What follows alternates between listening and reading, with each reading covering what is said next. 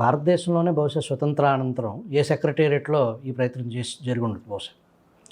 ఈ పులివెందుల్లో ప్రతి ఎన్నికల్లో లక్షల మెజారిటీ వస్తుంది. నిజంగా స్వచ్ఛందంగా ప్రజలు వెళ్ళి ఓట్లు వేస్తేనే ఆ మెజారిటీ వస్తుంది. ఏమైనా మ్యాజిక్ ఉందా? మ్యాజిక్ ఏం లేదు. పులివెందుల్లో 1971లో రాజారెడ్డి గారి భార్య పంచాయతీ ఎన్నికల్లో పోటీ చేసి ఓడిపోయారు 1971లో. అంటే అప్పటికే రాజారెడ్డి గారు ఒక గ్రూపుని ఏర్పాటు చేసుకున్నారు.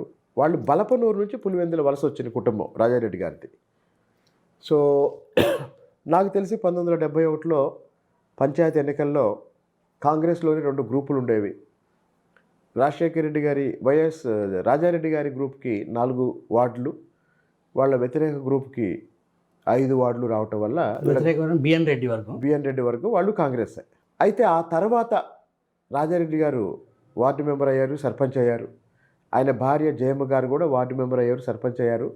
అప్పటి నుంచి ముఖ్యంగా 1978 నుంచి పులివెందుల పట్టణంలో, పులివెందుల నియోజకవర్గంలో, పులివెందుల పట్టణంలో ఎప్పుడైనా ఎస్సీ ఎస్టీకి బీసీకి రిజర్వ్ అయితే లేదా మహిళలకు రిజర్వ్ అయితే వాళ్ళకి ఇవ్వటం, లేకపోతే వీళ్ళ కుటుంబమే.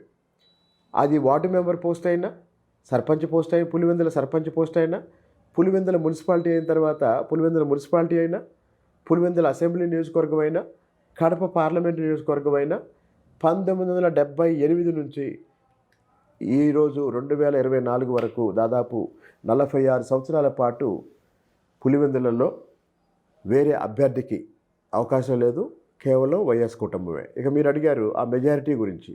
వాస్తవానికి అక్కడ మెజారిటీ ఎలా సంపాదించారంటే హత్యలు చేసి, హత్యలు చేసి, దాడులు చేసి, రిగ్గింగ్ చేసి, భయభ్రాంతులు చేసి, అవతల పార్టీ వాళ్ళని ఓటేసుకోకుండా బూత్ క్యాప్చరింగ్ చేసి ఇదంతా చేశారు.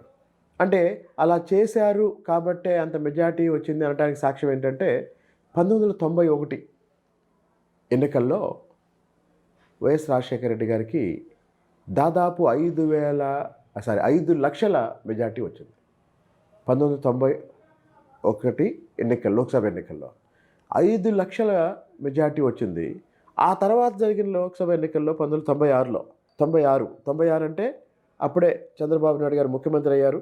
96లో ఉమేష్ చంద్ర అనే ఒక నిజాతీపరుడైన ఐపీఎస్ అధికారిని కడప జిల్లా ఎస్పీగా వేస్తే రిగ్గింగు, దౌర్జన్యాలు అన్నీ ఆపేశాడు ఆయన, అన్నీ కంట్రోల్ చేస్తే అంతకుముందు ఎలక్షన్లో 5 లక్షలు వచ్చిన మెజారిటీ 96 ఎన్నికల్లో రాజశేఖర రెడ్డి గారికి 5445 ఓట్లు మెజారిటీ వచ్చింది. అంటే 5 లక్షల మెజారిటీ 5000కి పడిపోయింది. ఆ ఐపీఎస్ ఆఫీసర్ విగ్రహమైన ఎస్ఆర్ నగర్లో ఆ ఐపీఎస్ ఆఫీసర్ని నక్సలైట్లు టార్గెట్ చేసి చంపారు అనేది మనం వార్తల్లో చూసాం. మరి నక్సలైట్లు చంపారా లేదా నక్సలైట్ల పేర్లతో ఎవరన్నా ఫ్యాక్షనిస్టులు చంపారా అనేది తెలియదు, రహస్యం. ఈ వైఎస్ వివేకానంద రెడ్డి హత్య కేసులో నిన్న మొన్న నిందితుడు అప్రూవర్గా మారిన దస్తగిరి వైఎస్ భారతిరెడ్డి పేరు తీసుకొచ్చాడు బయటికి. ఆ హత్యకి వైఎస్ భారతిరెడ్డికి సంబంధం ఉందంటారా? వైఎస్ వివేకానంద రెడ్డి గారి హత్య జరిగింది అని 2019లో ఉదయం తెలిసినప్పుడు నేను అది నిజంగా రాజకీయ ప్రత్యర్థులు చేశారు అని నమ్మిన వాళ్ళు నేను ఒకడు. మీరు నమ్మారు? నేను నమ్మాను. పొద్దున్నే విషయం తెలియంగానే రాజకీయ ప్రత్యర్థులే హత్య చేశారు అని నమ్మాను. మీరే నమ్మారంటే రాష్ట్ర ప్రజలు కూడా ఆ ఎన్నికల్లో ప్రజలు నమ్ముండొచ్చుగా. నేను ఎందుకు నమ్మానంటే వైఎస్ కుటుంబం రాజకీయంగా బలపడటానికి చిన్న పాయింట్ చెప్తాను. రాజారెడ్డి కొంతమందిని బెదిరించి, కొంతమందితో మంచితనంగా ఉండి మొత్తం మీద అందరినీ కంట్రోల్లోకి తీసుకొని పులివెందుల నియోజకవర్గంలో రాజశేఖర రెడ్డి ప్రచారం అవసరం లేకుండా రాజారెడ్డే నియోజకవర్గాన్ని హ్యాండిల్ చేశాడు.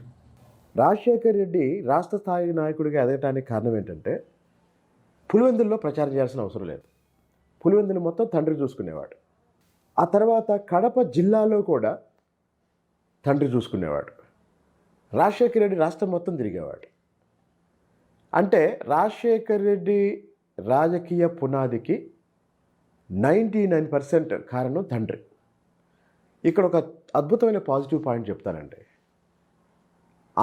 ఆంధ్రప్రదేశ్ రాజకీయ చరిత్రలో వైఎస్ రాజారెడ్డి తన కొడుకు రాజశేఖర్ రెడ్డిని ఒక లీడర్గా ప్రమోట్ చేసినట్టు ఇంతవరకు ఏ తండ్రి ఏ కొడుకుని ప్రమోట్ చేయలేదండి. అంటే ఆ ప్రమోట్ చేసే పాజిటివ్లు ఏమైనా చేయడానికి నేను చెప్తాను వినండి.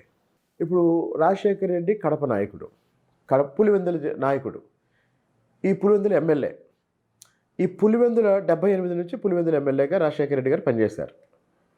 ఈ పులివెందుల ఎమ్మెల్యే కడప జిల్లాలోనే ఇంకొక నియోజకవర్గంలో పర్యటనకి వెళ్తున్నప్పుడు ముందుగానే ఆ రోజుల్లో ఒక 5,000 10,000 డబ్బులు పంపించి, మా వాడు మీ ఊరు పర్యటనకు వస్తున్నాడు, పూలదండలు వేయండి, బ్యాండ్ మేళం పెట్టండి, 10 మందిని పోగు చేయండి అని ఖర్చులకి డబ్బులు